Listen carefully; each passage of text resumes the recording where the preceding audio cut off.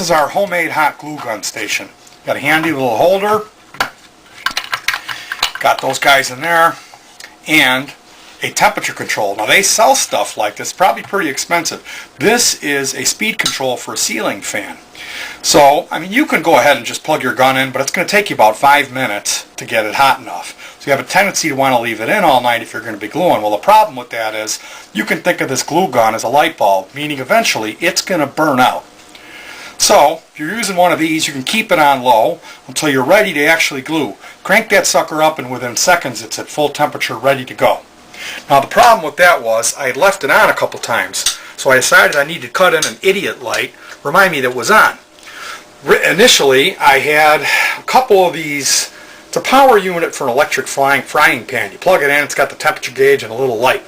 So I busted that thing open, and sure enough, there's this bulb. Probably pretty hard to find, expensive little guy. So when I was testing, it had a resistor hooked up to it. I thought, I don't need that. So I bypassed the resistor, and sure enough, yay, smoke show. I popped the bulb. So I was pretty disparaged because I needed one of these bulbs for my solder station as well. Well, I made a trip down to the resale store dumpster, and sure enough, there was 4 curling irons and an old camera in there. Believe it or not, the camera actually had one of those bulbs. So one stop, I walked out of there, I had 5 of these 110. I've got so many of them, I don't know what to do with. So it was absolutely fantastic. I was just thrilled. Another tip with the hot glue gun, I cut these down with my snips. When you put a new stick in there, it's sticking out this far from the back of the gun, and it's just difficult. You cut these suckers down, you put it in there, you got it right there, you're done. Perfect. Save you a little bit of frustration. Here's my soldering iron station. If you don't have a bunch of soldering irons or you want to prolong the life of yours, you're going to be soldering for a couple hours, you can make one of these. Same idea as the temperature control inside the hot glue gun, but it just has a big bulky block resistor. I forget the actual exact rating, but I'm sure you can Google it and find out what you use. And once again, they do sell like $85 units like this. This sucker, it's got a master switch on, the warm-up mode with the resistor, and then the full power. So you're running this sucker, can be on a couple hours. Every time you want to cut, you go ahead and you hit your switch, and within seconds, you're smoking. Speaking of smoke, that stuff is not good for you, so you want to have this little fanny fan, you know.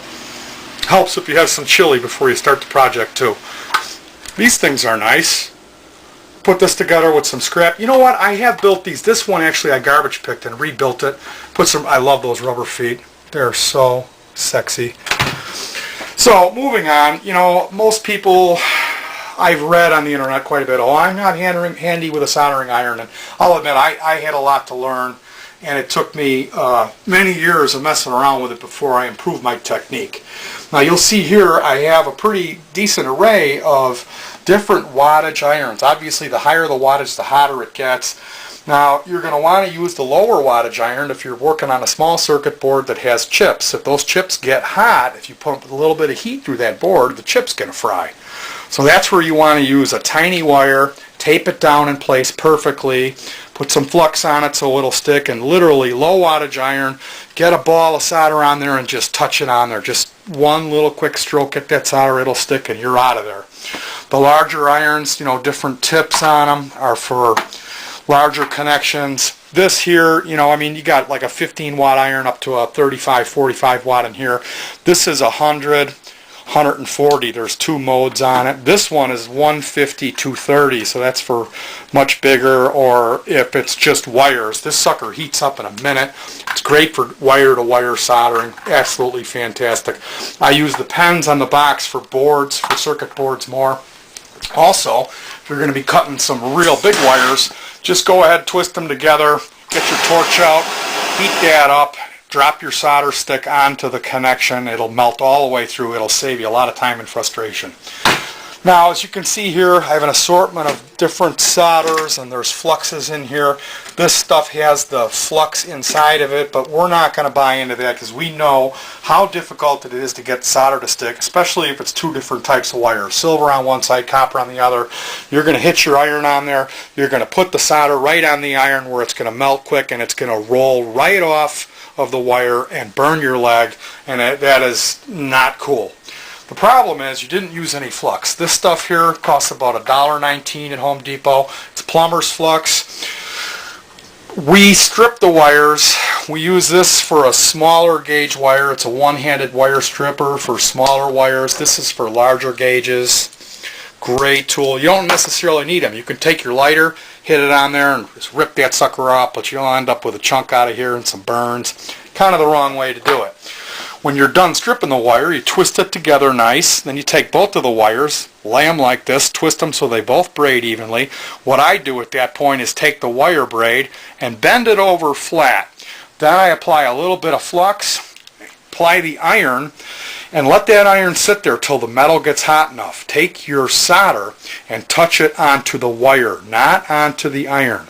That wire needs to be hot enough to melt that solder. Then it'll stick. If you're just melting it off the iron, it's going to roll off. Not so important if you're using the flux. That stuff works like magic.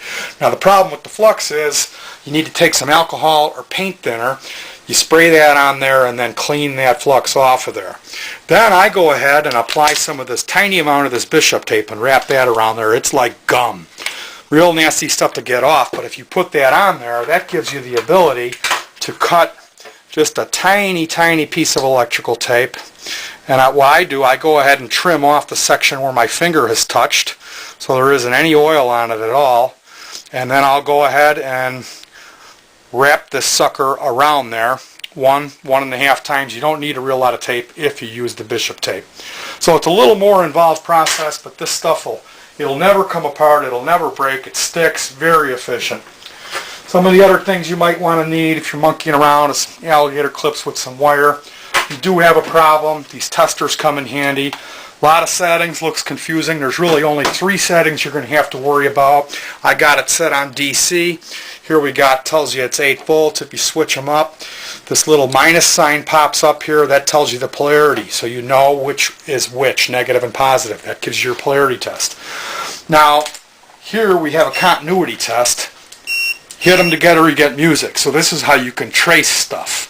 You know, that's the other setting you're going to use when troubleshooting or figuring out a circuit. Now the last setting is ohms. This tells you the resistance. Got the speaker here, plug it in, and it's going to tell me how many ohms it is.